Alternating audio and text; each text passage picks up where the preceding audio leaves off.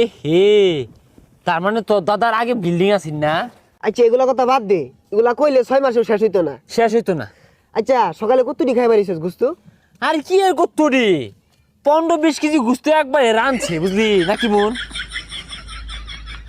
আর পোলাও গুস্তু বাইরে আমাদের গৈর ভাত আছে, পোলাও দিয়ে আর মন ধরে না। পরে ওই 200 লুড়ি দিয়া 8-10 কেজি গুস্তু সলে নাস্তা করছি।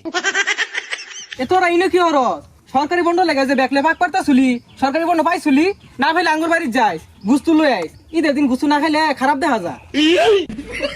এই চালু এই গিয়া তুই কইছস কুরবানির টামাদে আত্মাটা আমাদের একটু গুস্তু পড়তাছে না। আর বাপ দাদারা যে কুরবানি দিত যা কি আর করার। আর থহালে বাপ দাদার কথা অগর কথা কইলে সারাদিনে শেষ হইতো না। কি বড় বড় গরু কুরবানি দিত, হাড়া টুমা বলে এবারে মহিলাই দিত। যা পাও 3টা লইয়া খাই। ওইটা বাদ দে, যা আত্মা মাথা জ্বালা দিই গা।